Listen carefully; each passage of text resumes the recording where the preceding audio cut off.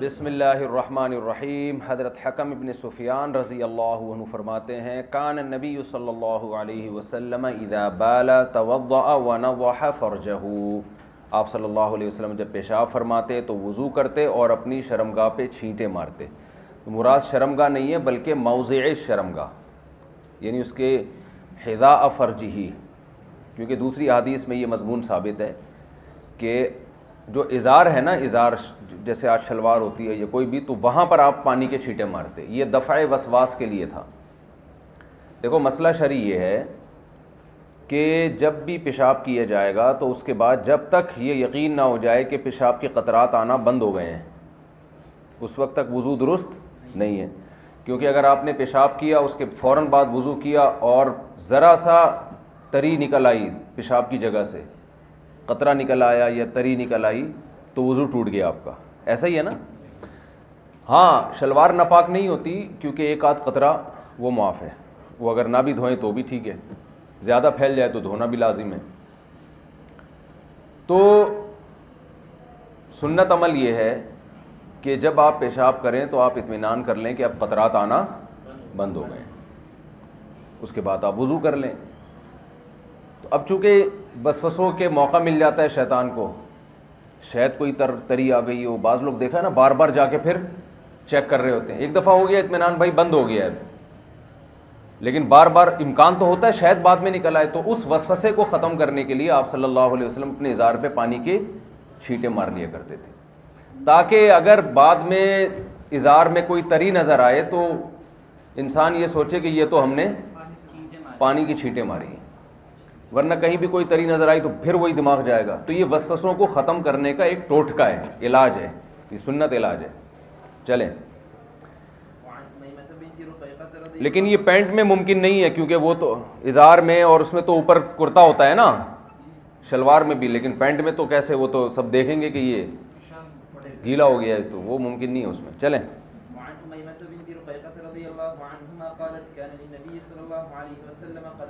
اچھا اس پر ایک اشکال ہوتا ہے کہ ہو سکتا ہے واقعی میں تری نکلی ہو، پھر کیا ہوگا؟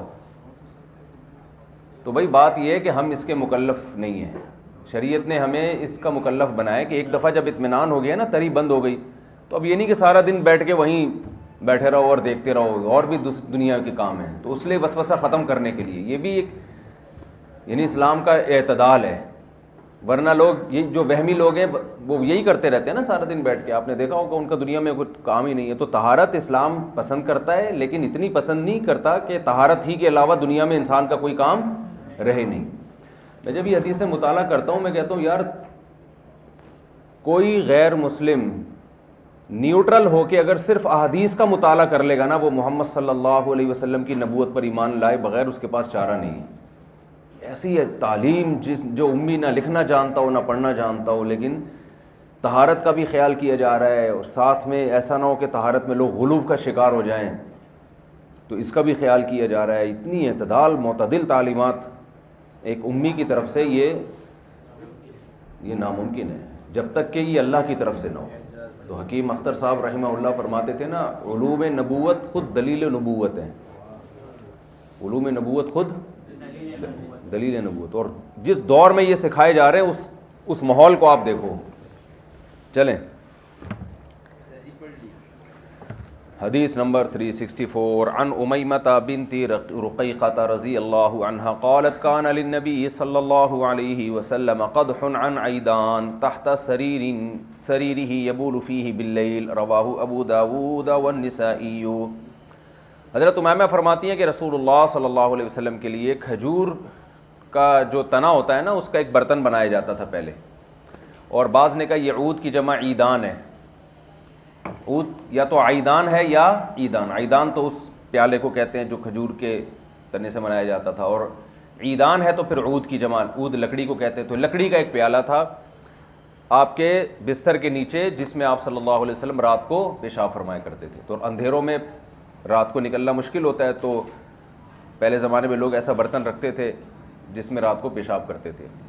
قارورہ بھی ہوتا تھا پہلے نا، شیشے کے برتن بھی ہوتے تھے، اس کو قارورہ کہتے تھے۔ چلیں، حکیم لوگ پہلے زمانے میں پیشاب ٹیسٹ کرتے تھے نا، تو بولتے قارورہ لے کر آؤ، قارورہ قارورہ ہے نا، قرآن میں آتا ہے نا قواریر، شیشے کی بوتل، شیشے کا گلاس اس کو کہتے ہیں. چلیں، تو صبح پھینک بھی دیا جاتا تھا، یہ پھینک بھی دیا جاتا تھا. چلیں.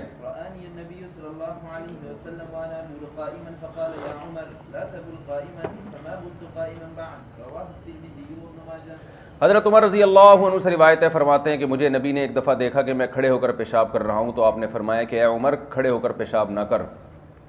فرماتے ہیں میں نے پھر اس کے بعد کبھی بھی کھڑے ہو کر پیشاب نہیں کیا. اس حدیث کی سند پہ کلام ہے. یہ یاد رکھیں جب سند میں کلام اس طور پر ہو کہ محدثین کا اختلاف ہو جائے نا کہ یہ حسن ہے، صحیح ہے یا ضعیف ہے، تو اس اختلاف کو ختم کرنا اس زمانے میں آسان کام نہیں ہے. میں اس لیے کہہ رہا ہوں کہ آج بڑے بڑے محققین مارکیٹ میں آ گئے ہیں، عربوں میں بھی، اجمیوں میں بھی، جو بڑے آرام سے فتویٰ لگا دیتے ہیں. یہ اس بارے میں حضرت مفتی تقی عثمانی صاحب کا قول نظر سے گزرا. انہوں نے کہا کہ یہ مجتہدین کا کام تھا جو ہو چکا ہے، اب انہی میں سے اس میں تقلید کرنی پڑے گی. بڑے بڑے علامے جو علامہ ابن حجر جیسے لوگ، وہ بھی اس بارے میں تقلید کرتے رہے ہیں، قول نقل کرتے رہے ہیں. تو جب اختلاف ہو جائے تو پھر ہم نے دیکھنا ہوتا ہے، ہم فتویٰ دیکھنا ہوتا ہے فقہا کا فتویٰ کس پر ہے. تو اب یہ حدیث کو البانی نے بھی ضعیف قرار دیا، لیکن امام ترمذی اس کو نقل کر رہے ہیں، ابن ماجہ بھی نقل کر رہے ہیں، اور ان کا کوئی اگر کلام ہوتا تو مؤلف یہاں ذکر کرتے.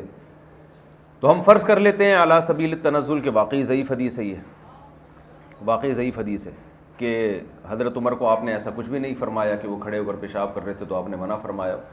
تو پھر آگے جو حدیثیں ہیں وہ قابل استدلال ہوں گی. اس میں پہلی حدیث متفق علیہ صحیح حدیث ہے جو آگے آ رہی ہے. حضرت حذیفہ رضی اللہ عنہ فرماتے ہیں قال الشیخ الامام محی السنہ قد صح عن حذیفہ قال اتى النبی صلی اللہ علیہ وسلم السباطۃ قوم فبال قائما. متفق علیہ حدیث ہے کہ حضرت حذیفہ فرماتے ہیں نبی صلی اللہ علیہ وسلم کسی جگہ پہنچے جہاں کچرے کا ڈھیر ہوتا ہے نا، تو وہاں آپ نے کھڑے ہو کر پیشاب فرمایا. یہ حدیث بخاری میں بھی اور مسلم بھی ہے. قیل کان ذلک لعذر، خطیب تبریزی فرماتے ہیں کہ کہا گیا ہے کہ یہ شاید عذر کی وجہ سے تھا. امام شافعی نے بھی اس کی تعویل کی ہے کہ آپ کے گھٹنے میں کوئی درد تھا یا کیا مسئلہ تھا، کچھ اس طرح انہوں نے بات کی ہے، یعنی بہرحال عذر ہے. اسی طرح دوسری حدیث ہے، حدیث نمبر 365 عن عائشہ رضی اللہ عنہا قالت من حدثکم ان النبی صلی اللہ علیہ وسلم کان یبول قائما فلا تصدقوه. فرماتی ہیں جو تم سے یہ بیان کرے کہ نبی نے کھڑے ہو کر پیشاب کیا ہے اس کی تصدیق مت کرو. ما کان یبول الا قاعدا، آپ ہمیشہ بیٹھ کر پیشاب فرمایا کرتے تھے. رواہ احمد والترمذی والنسائی. البانی نے اس حدیث کو ضعیف قرار دیا ہے، لیکن وہی بات ہے، کوئی حسن قرار دے رہا ہے، کوئی صحیح قرار دے رہا ہے، کوئی ضعیف قرار دے رہا ہے. تو اگر ہم اس حدیث کو ضعیف فرض کر لیں، پہلے تو ہم علی سبیل التنزل جاتے ہیں نا کہ ہم اس حدیث کو ضعیف فرض کر لیتے ہیں، تو بھی عام معمول بہرحال صحابہ کا کھڑے ہو کر پیشاب کرنے کا صحابہ کا یا نبی کا بھی نہیں تھا. کیونکہ آپ دیکھیں اس سے پہلے جو قضاء حاجت سے متعلق جتنی حدیثیں آئی ہیں ان میں کیا آ رہا ہے؟ پہلے حدیث کل گزری ہے نا کہ دیوار کے قریب گئے، نرم جگہ تلاش کی، وہاں بیٹھ کے آپ صلی اللہ علیہ وسلم نے پیشاب فرمایا. تو جتنی بھی روایتیں ہمیں ملتی ہیں اس میں نبی کا جو عام معمول ملتا ہے اور اسلاف کا، صحابہ کا، تابعین کا، سب بیٹھ کر پیشاب کرنے کا ہی ملتا ہے. نہیں کہ جو حدیثیں ہیں ان کے سند پہ بہرحال کلام موجود ہے. وہ حدیثیں جن میں آتا ہے کہ آپ نے کھڑے ہو کر پیشاب سے منع فرمایا ہے، ان میں کوئی بھی حدیث ایسی نہیں ہے جو بالکل بے غبار ہو. سمجھ رہے ہو؟ تو اس بارے میں جو صحیح بات ہے نا وہ یہ ہے کہ کھڑے ہو کر پیشاب کرنا خلاف سنت ہے. بہرحال عام معمول آپ صلی اللہ علیہ وسلم کا نہیں تھا. تو خالی عن الکراہہ نہیں ہے، یعنی کراہت سے خالی نہیں ہے. یہ ایک بار آپ سے ثابت ہے. تو جو چیز بار بار ہوتی ہے اس کو نقل کرنے والا، آپ نے حسامی میں اصول پڑھا ہے نا کہ خبر واحد اس وقت حجت ہے، کئی شرطیں خبر واحد کے حجت ہونے کی، ان میں ایک یہ بھی ہے کہ اس واقعے میں ابتلا عام ہو اور اس کو نقل کرنے والا ایک دو نہ ہو. ایک واقعہ جو بہت کثرت سے ہوا ہے، رفع الیدین میں بھی ہم یہی کہتے ہیں نا. رفع الیدین میں تو ہم خیر یہ کہتے ہیں کہ وجودی چیز ہے، وجودی چیز کو بیان کیا جاتا ہے، جو وجودی نہیں ہوتی اس کو بیان نہیں کیا جاتا.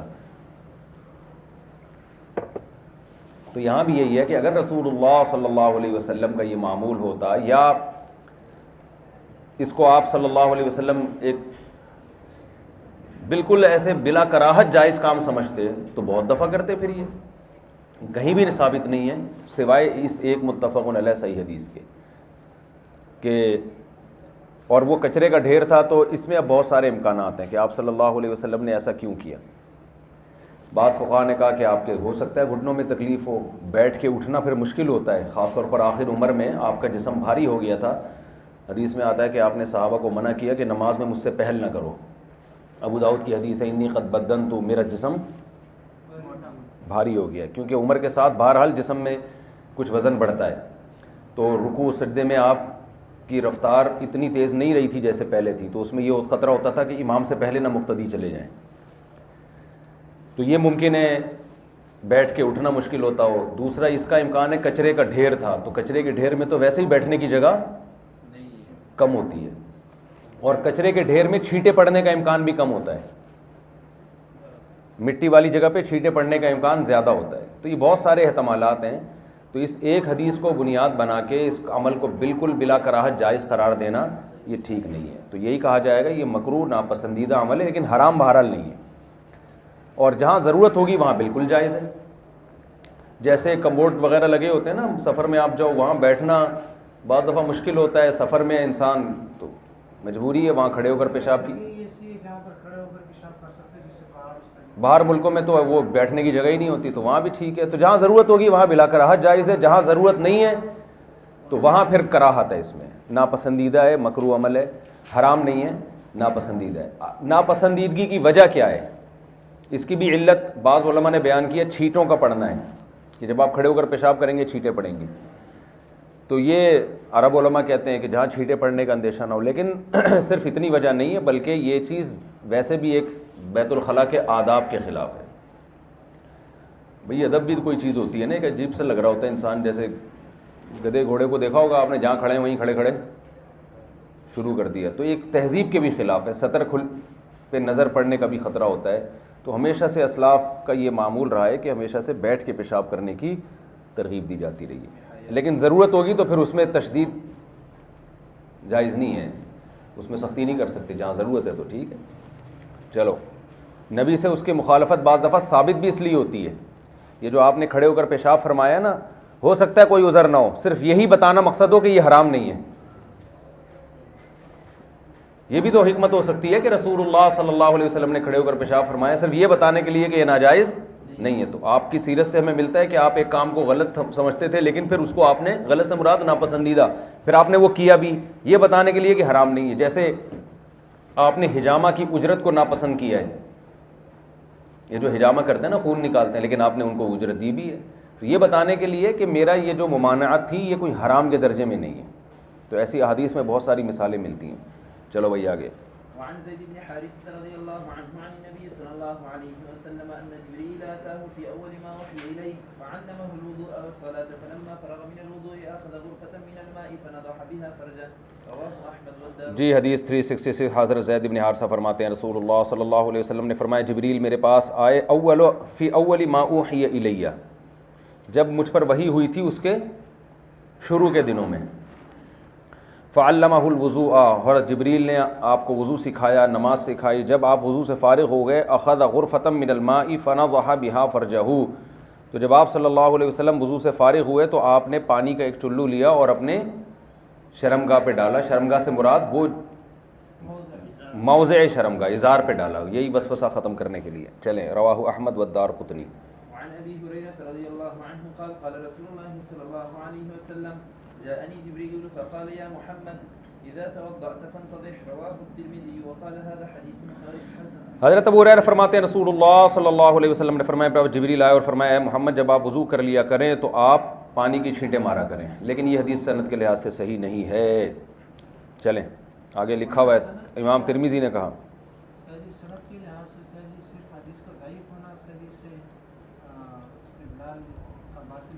بالکل آپ نے صحیح کہا. بعض دفعہ حدیث ضعیف ہوتی ہے لیکن عمل کی وجہ سے اس میں قوت پیدا ہو جاتی ہے.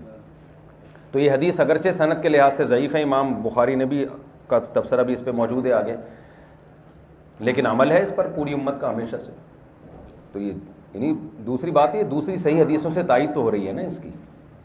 حدیث کا قابل عمل ہونا ایک الگ چیز ہے، صحیح ہو ضعیف ہونا بالکل ایک الگ چیز ہے. اہل حدیث حضرات نے دونوں کو خلط ملط کیا ہوا ہے. وہ کہتے ہیں بس جب بھی حدیث صحیح ہوگی قابل عمل ہوگی. ایسا نہیں ہے بھائی، اصول فقہ میں یہی چیزیں پڑھائی جاتی ہیں کہ حدیث اگرچہ صحیح ہو پھر بھی اس پہ عمل کی کچھ شرطیں ہیں. نمبر 1 متواتر کے خلاف نہ ہو، قرآن کے خلاف نہ ہو، اس میں ابتلا عام ہے، اور نقل صرف ایک آدمی کیوں کر رہے ہیں بھائی اس کو. تو یہ تمام چیزیں اس میں تردد پیدا کر دیتی ہیں.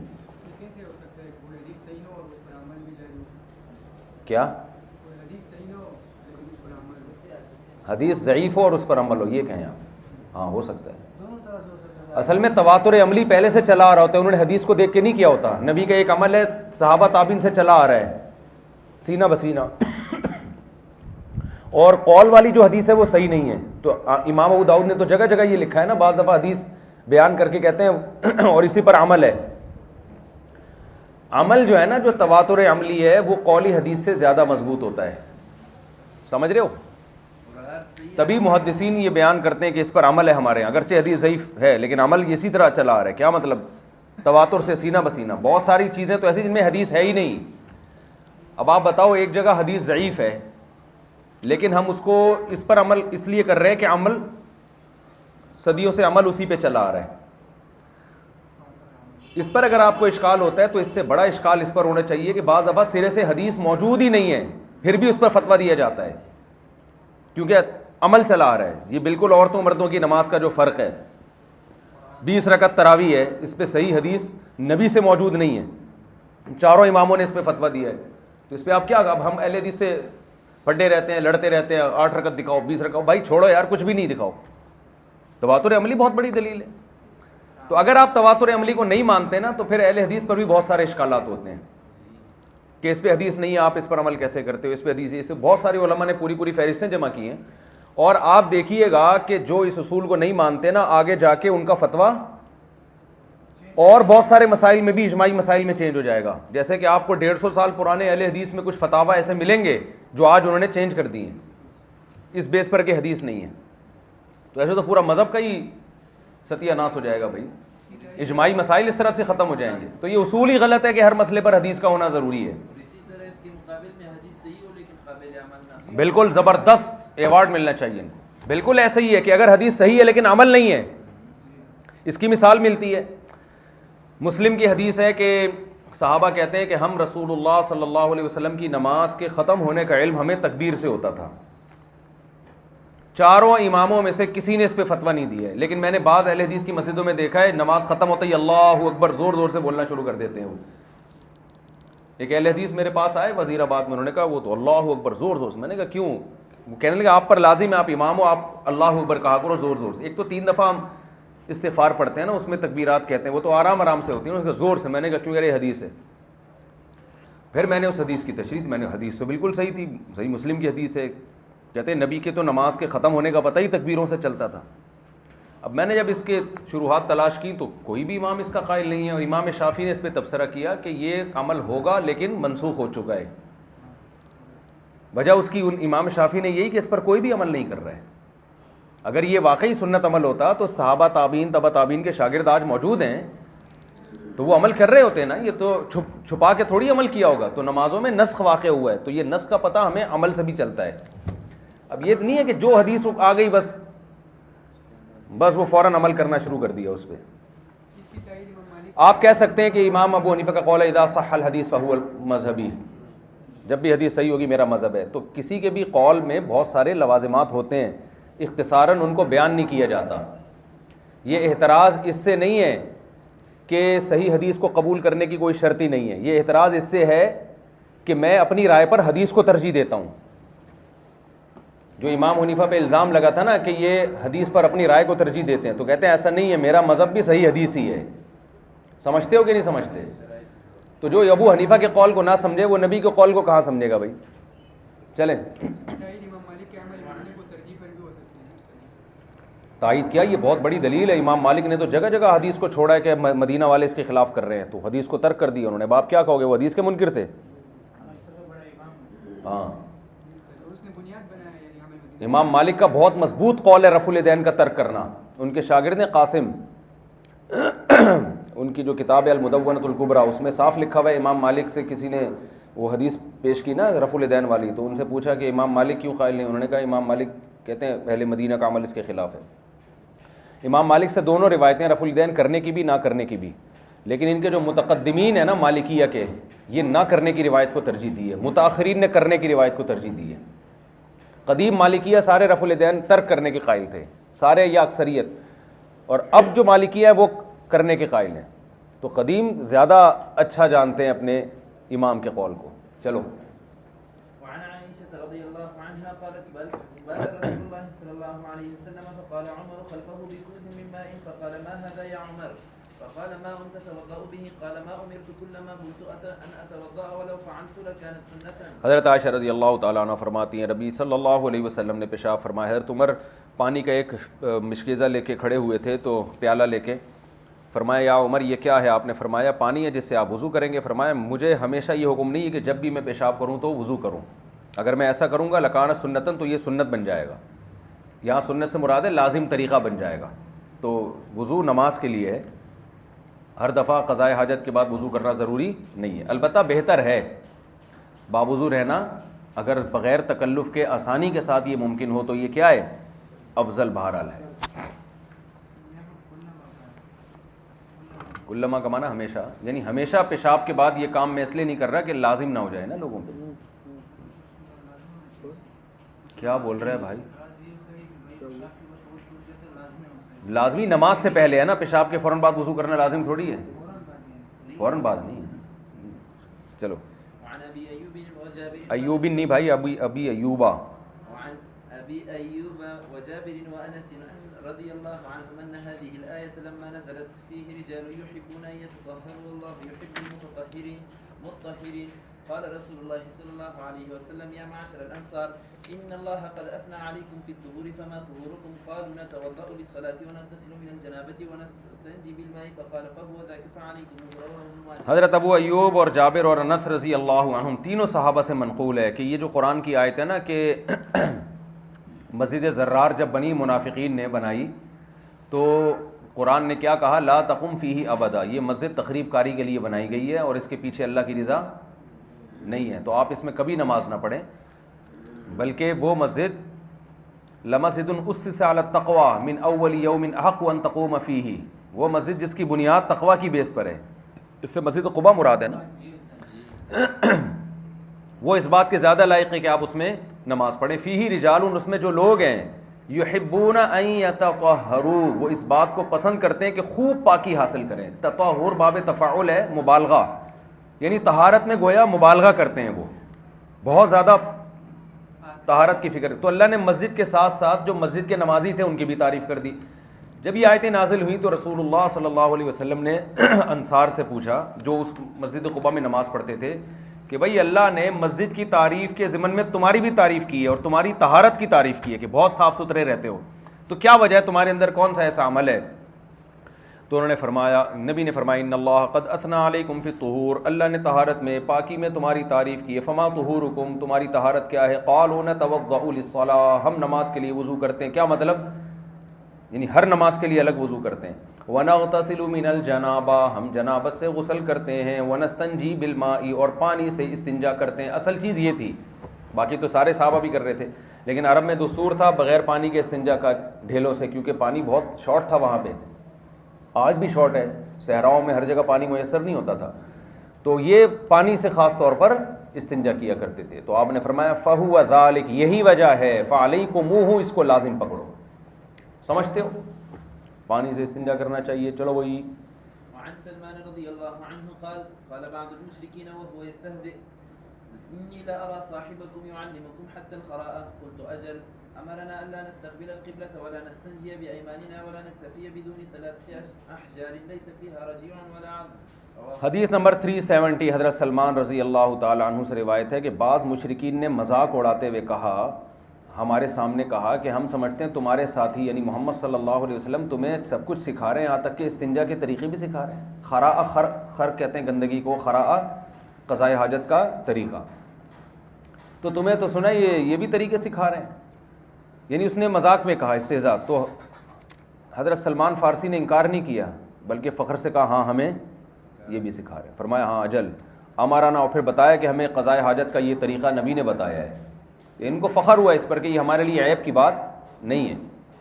دیکھو جب انسان صحیح ہوتا ہے نا, کانفیڈنس ہونا چاہیے. آج تھوڑا سا کوئی آپ کو کہہ دے اچھا سنا ہے تم نے یوں بولا ہے, تو آدمی فوراً شرمندہ ہو کے بیان ہی بدل دیتا ہے. وہ دیکھتا ہے لوگوں پہ اثر کیا پڑ رہا ہے اس کا, لوگوں پہ اثر اچھا پڑ رہا ہے تو ٹھیک ہے, نہیں پڑ رہا تو جاؤ.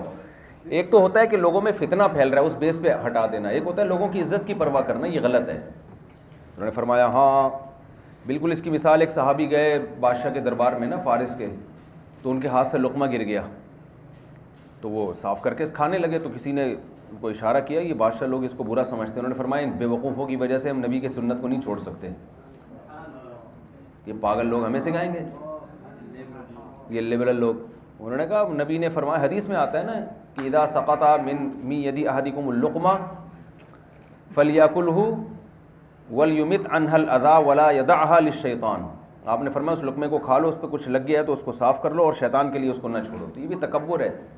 اب یہ نہیں کہ کوئی کچرے میں گر جائے, گٹر میں گر جائے تو بھی ڈبکی لگا کے نکال کے کھا رہے ہیں. صوفیوں کا کوئی وہمیوں کا پتہ نہیں ہوتا. تو یہ نارمل جو گر جاتا ہے لقمہ ہے غلط ہے, تکبر ہے, کھا لینا چاہیے اٹھا کے.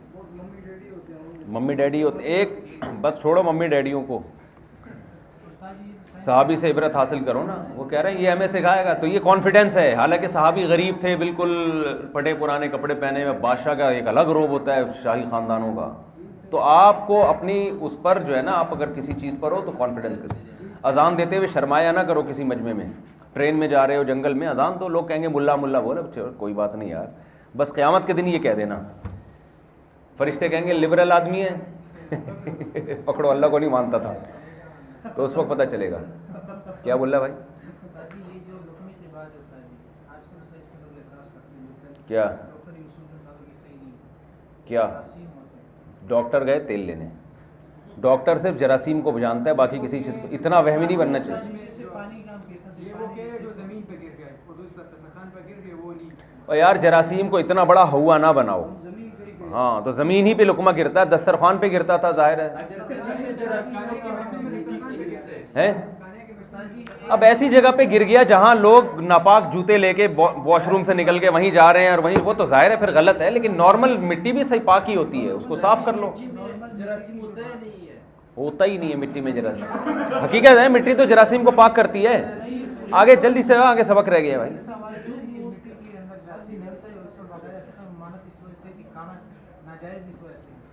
مٹی کھانا جو ناجائز ہے نا, وہ قول مرجو ہے. جواز یہ ہے کہ اگر اس میں نقصان نہیں ہے تو کھا سکتے ہیں. اور دوسری بات یہ تو ایک جزء میں بات بتا تھا, ویسے پانی کے حوالے سے آتا ہے کہ بھائی پی سکتے ہیں, حالانکہ اس میں آج کل اصول یہ ہے کہ بھائی اگر آپ جیسا بھی وبا ہے اس میں منع کیا تھا کہ اس سے بچا کر. وہ تو حالات کی وجہ سے تو ایک الگ بات ہے. اب ایک آدمی گٹکے کھاتا ہے, اس کا جھوٹا نہیں پیا جاتا ہم سے. دیکھو کسی کو مزاج کی وجہ سے نہ کرے تو ایک الگ بات ہے نا, یہ وہ ہے تکبر کی بیس پر, یا اس میں آر محسوس کرنا کہ لوگ کیا کہیں گے. اس بیس پر اگر آپ لقمہ اٹھا کے نہیں کھا رہے کہ لوگ کہیں گے غریب آدمی ہے, کبھی کھانے کو ملا نہیں, اس بیس پہ ہاں اگر واقعی آپ کی کوئی طبیعت میں کراہت آ گئی ہے اس سے, تو پھر ایک الگ بات ہے, وہ کوئی فرض تھوڑی ہے. جھوٹا پیا ہے, سنت ہے جھوٹا پینا, لیکن اگر آپ کو اس بیس پہ ہے کہ اگلے کے دانت کیسے ہیں. پھر آج کل لوگ اتنے مختلف کلچروں کے, مختلف جگہوں کے لوگ ہیں, کسی کا کیا پتہ کون کیا کر رہا ہے. تو اس بیس پہ کوئی جھوٹا نہ پیے تو ٹھیک ہے. اس وقت تو صحابہ تھے, سب کا پتہ تھا, اپنے ہی لوگ ہیں. اب تکبر کی بیس پہ بھی بعض لوگ جھوٹا نہیں پیتے. تو نوالا آپ کا اگر گر گیا, آپ کو شرم آ رہی ہے اٹھا کے کھاتے ہوئے, اس بیس پر اگر آپ انکار کر رہے ہو تو یہ درست نہیں ہے. یا آپ کو کبر محسوس ہو رہا ہے کہ مجھے اللہ نے اتنا دیا ہے, میں اتنا بڑا, مجھے کیا ایک ایک لقمے کے لیے میں نیچے سے اٹھا کے کھاؤں اس کو, یہ بھی کبر ہے, یہ نعمت کی ناشکری ہے. بھائی اللہ نے دیا ہے, اللہ کے ایک ایک لقمے کا ہم محتاج ہیں, کوئی بات نہیں, اس کو ضائع نہ کرو. اور اگر ویسے ہی آپ کو اس سے گھن آ رہی ہے, حقیقت میں آ رہی ہے, تو ایک الگ بات ہے. باقی ڈاکٹروں کا اتنا زیادہ, ڈاکٹر تو جراثیم کو اتنا مسلط ہے. مائیکل جیکسن کو کیا بنا دیا تھا ڈاکٹروں نے, دستانے چلا کے تو چڑھا کے ہاتھ ملا رہے کہ مر گیا. تو ہمیں علاج میں بھی اعتدال کا حکم ہے, سمجھتے ہو.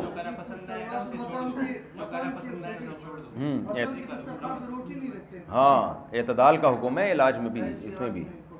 چلو آگے. وعن عبد الرحمن بن حسنة رضي الله عنه قال خرج علينا رسول الله صلى الله عليه وسلم وفي يده الدرقة فوضعها ثم جلس فبال إليها فقال بعضهم انظروا إليه يبول كما تبول. ہاں حدیث 371 حضرت عبد الرحمن ابن حسنہ فرماتے ہیں کہ ہمارے پاس نبی صلی اللہ علیہ وسلم آئے, آپ کے ہاتھ میں درقہ تھا. درقہ کہتے ہیں زرہ کو, جو لکڑی کی نہ ہو, جس میں لکڑی وغیرہ نہ لگی ہو اور چمڑے کی ہو, تو وہ زرہ کی طرح کے ایک چمڑے کا ٹکڑا ہوگا, تو وہ آپ کے ہاتھ میں تھا. فوضعہا, آپ نے اپنے سامنے رکھ دیا تاکہ بے پردگی نہ ہو, یعنی پیشاب کرنے سے پہلے اس کو ڈھال بنا دیا.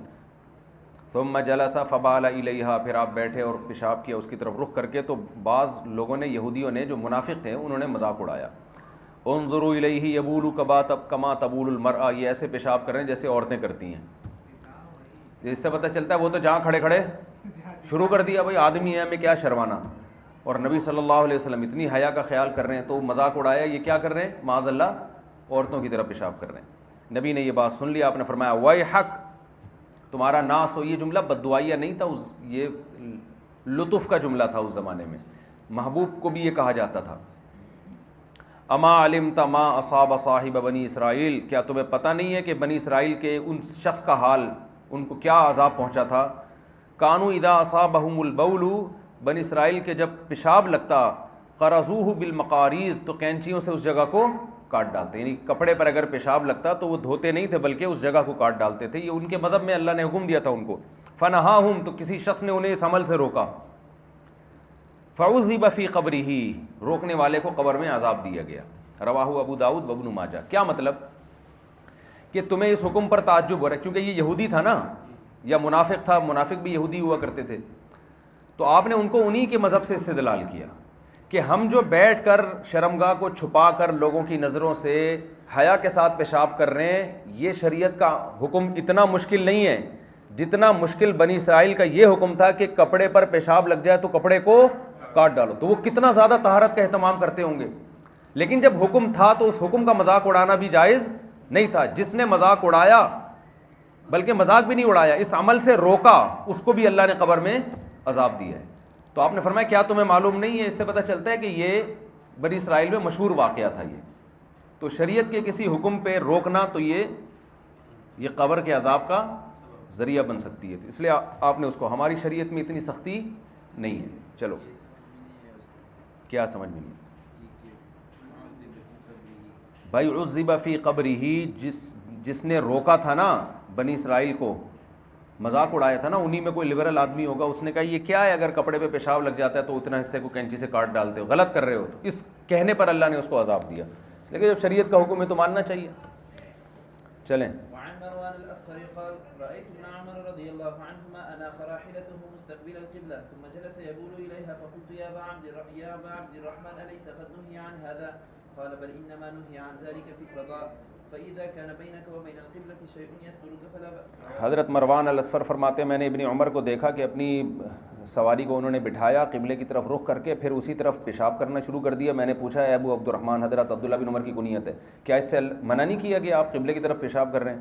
انہوں نے فرمایا اس سے فضا میں ہمیں منع کیا گیا ہے, اگر آپ کے اور قبلے کے درمیان کوئی چیز ہو جو آپ کو چھپا ڈالے تو اس میں کوئی حرج نہیں ہے. یہ عبداللہ بن عمر کی اپنی رائے تھی, اجتہاد تھا. تو اس کے مقابلے میں حضرت ابو ایوب انصاری کا اجتہاد ہے اور مرفوع روایات اس طرف زیادہ ہیں. چلیں.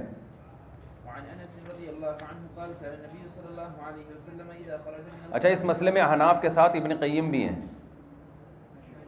حنابلہ میں ابن قیم کی بھی یہی رائے ہے کہ فضا اور بنیان ہر جگہ یہ قبلے کی طرف رخ نہیں کر سکتے. ہاں, ابن تیمیہ کے جو شاگرد ہیں. چلیں. الحمد لله الذي أذهب عني الأذى وعافاني رواه ابن ماجه. وعن ابن مسعود رضي الله عنه قال لما قدم وفد الجن على النبي صلى الله عليه وسلم قالوا يا رسول الله إنه أمتك انہا امتک, نہیں ینہا, آپ روکیں اپنی امت کو. جنات آئے نبی کے پاس اور کہنے لگے یا رسول اللہ اپنی امت کو روکیں, یستنجو بعظم او روثۃ او حمامۃ. الحمدللہ, کہ وہ ہڈی سے یا گوبر سے یا کوئلے سے استنجا کریں. فإن اللہ جعل لنا فیہا رزقا, اللہ نے ہمارا اس میں رزق رکھا ہے. نبی صلی اللہ علیہ وسلم نے منع کر دیا. ہڈی میں تو رزق ہے, کوئلے میں اور روس میں تو کوئلے میں بھی ہو سکتا ہے واللہ عالم, لیکن جو روسا ہے نا, گوبر میں کیسے رزق ہے جنات کا؟ تو دوسری حدیث میں آتا ہے ان کے جو جانور ہیں نا جنات میں, ان کا رزق گوبر میں ہے. تو جانور, یہ جنات میں بھی یہ مخلوق ہوتی ہے, ان کے انسان بھی ہوتے ہیں, ان کے جانور بھی ہوتے ہیں, پورا جہان آباد ہے ان میں بھی. چلو یکفی نہیں بھائی, ابھی تو وقت باقی. باب السواک, مسواک کا باب. چلو. قال رسول الله